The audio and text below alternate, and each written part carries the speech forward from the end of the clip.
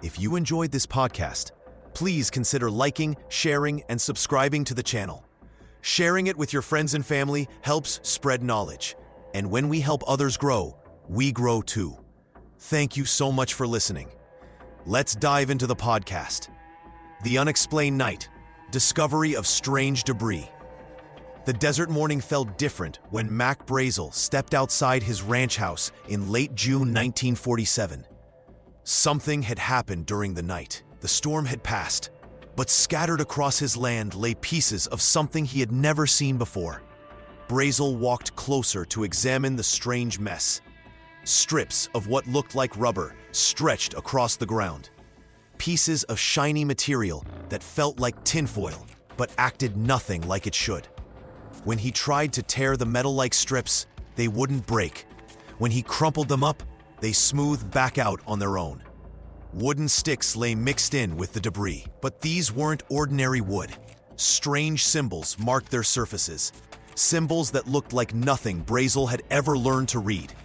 The pieces felt too light for their size, yet somehow too strong to damage. Word spread quickly through the small town. Neighbors came to see for themselves. Everyone touched the materials. Everyone walked away with questions they couldn't answer. What kind of machine leaves behind pieces like these? Where had it come from? Brazel decided the mystery was too big to handle alone. He loaded some of the debris into his truck and drove to town. The local sheriff listened to his story, examined the strange pieces, and made a phone call that would change everything. The call went to Roswell Army Airfield. Within hours, Major Jesse Marcel arrived with a military team. Marcel had seen aircraft wreckage before. He had examined crashed planes and fallen weather balloons. This was different. The materials defied everything he knew about metals and fabrics. The military team worked quickly to gather every piece they could find. They searched the ranch for hours, collecting debris in trucks and loading it for transport back to the base. Marcel later admitted he had never encountered anything like it in his years of military service. Then came July 8, 1947. The Roswell Army Airfield issued a press release that sent shockwaves across the nation.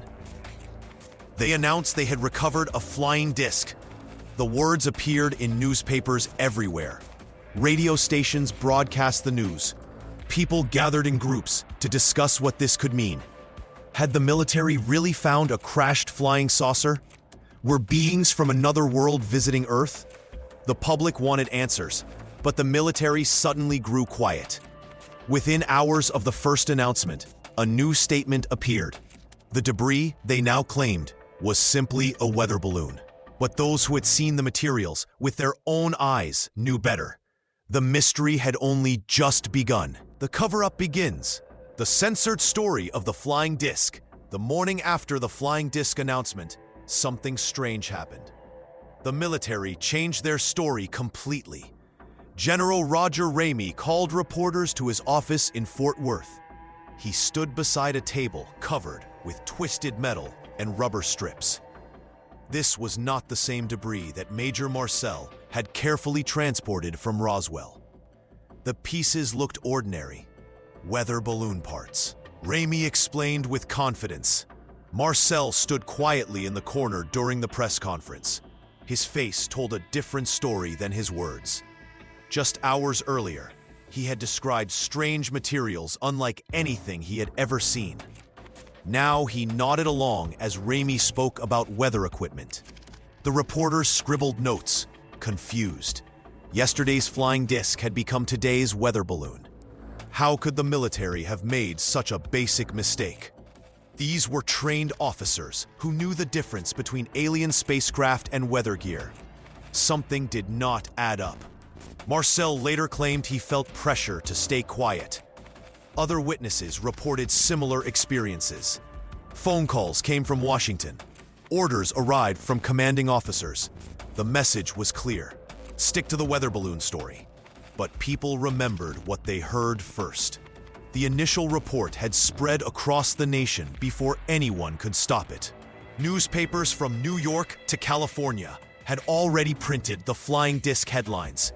The rapid change felt suspicious to many Americans.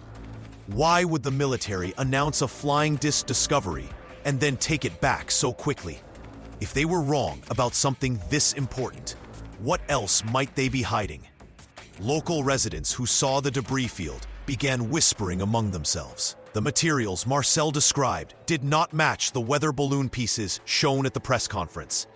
Some claimed the real wreckage had been secretly moved during the night.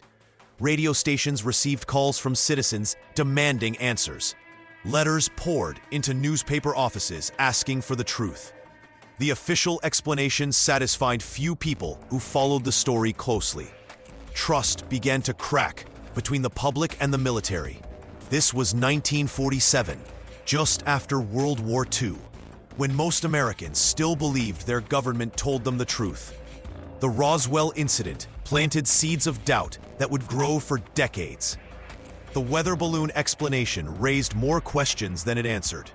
Why stage such an elaborate press conference for routine military equipment?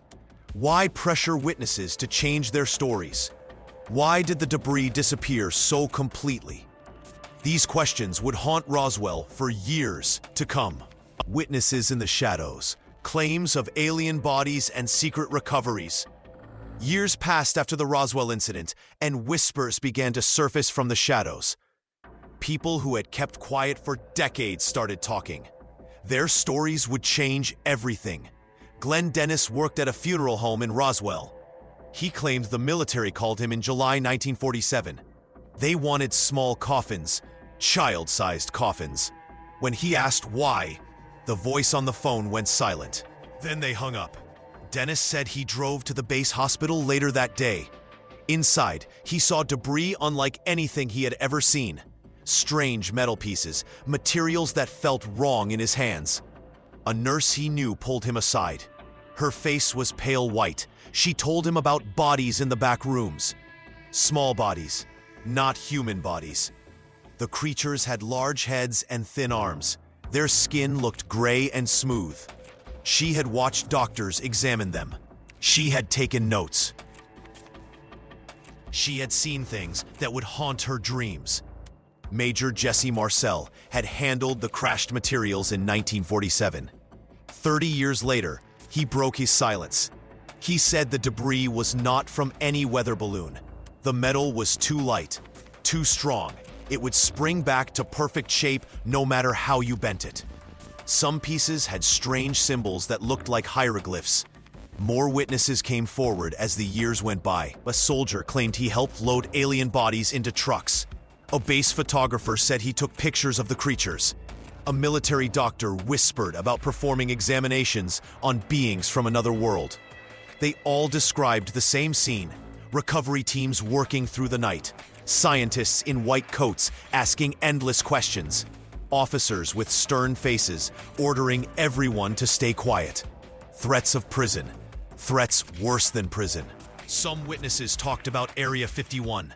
They claimed the alien technology went there for study. Secret projects to understand how the craft worked. Teams of engineers trying to copy the impossible machines. The government wanted to learn the secrets of interstellar travel. These stories spread like wildfire through UFO research groups. Books appeared with detailed interviews. Television shows featured the witnesses. Their testimonies felt real. Their fear seemed genuine, but questions remained everywhere. Why did these people wait so long to speak? Why were their stories so similar? Were they telling the truth, or had they convinced themselves that false memories were real? The witnesses changed how people saw Roswell forever. What started as a simple crash story became something much larger. Something that suggested we were not alone in the universe. Project Mogul and counter-stories. Disputed explanations and lingering doubt. Decades passed before the Air Force broke its silence. In the 1990s, military officials finally spoke about what really crashed in Roswell that summer night in 1947. They had a name for it now: Project Mogul. The truth, they claimed, was far less exciting than alien visitors. High-altitude balloons carried secret listening devices into the sky. These balloons were designed to catch sounds of Soviet nuclear tests thousands of miles away. The strange metallic debris Mac Brazel found scattered across his ranch came from these surveillance balloons, not from outer space. But this explanation raised new questions.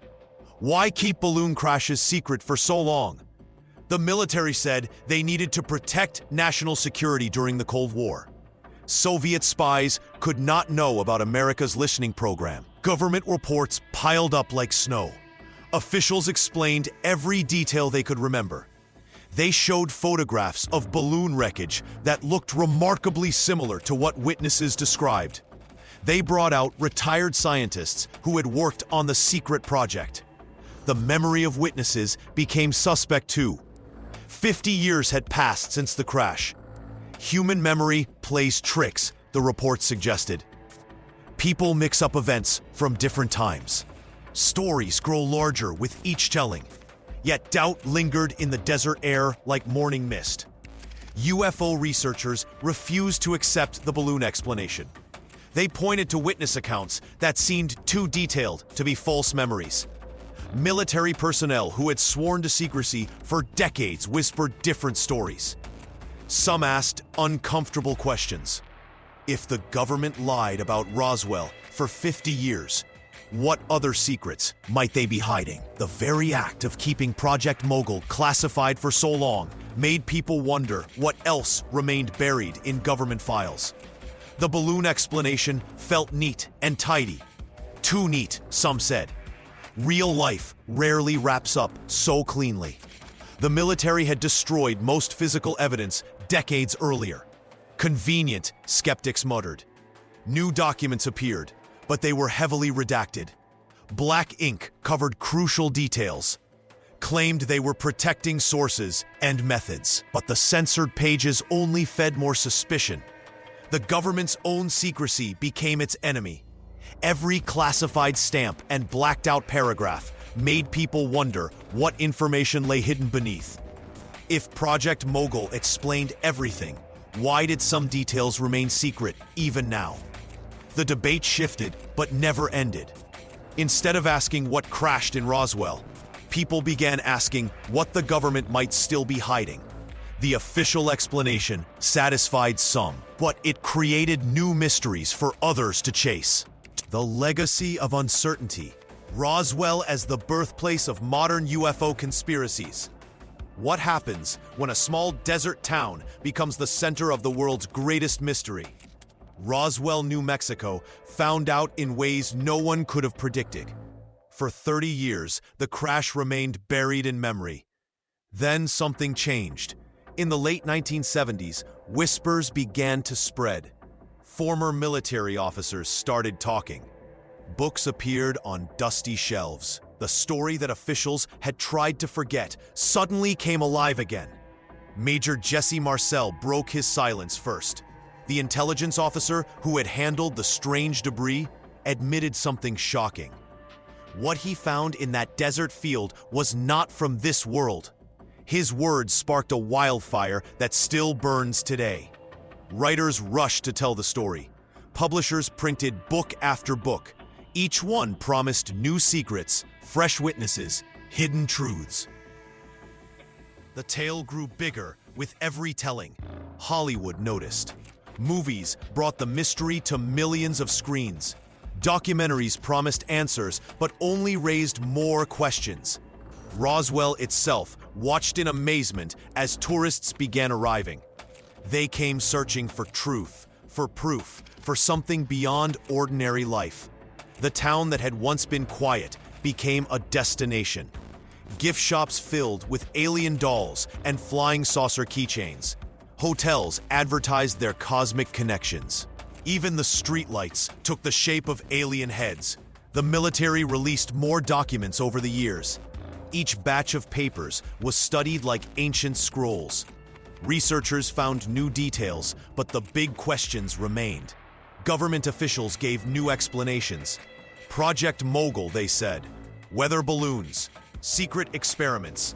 But for every official answer, 10 new mysteries appeared. New witnesses stepped forward as decades passed. deathbed confessions. Last-minute revelations. People claimed they had seen alien bodies, touched strange metal, sworn to secrecy for 50 years. Some stories seemed real. Others felt like fantasy. The truth became harder to find in the growing pile of claims. Television shows devoted entire seasons to the Roswell incident. Internet forums buzzed with theories. Podcasts dissected every detail. The story that began with ranch debris and weather balloon claims had become something much larger. It represented our deepest questions about whether we are alone. Today, Roswell hosts festivals celebrating the mystery. Thousands gather each summer to share stories, seek answers, and wonder together. The town has built its identity around that summer night in 1947. Store windows display alien mannequins. Museums showcase mysterious artifacts. The real power of Roswell lies not in what happened, but in what it represents. It stands as proof that some stories refuse to die, that official explanations sometimes raise more questions than they answer, that ordinary people can challenge powerful institutions when truth seems hidden. Whether spacecraft crashed or balloons fell, Roswell changed how we think about secrets, truth, and the vast unknown above our heads.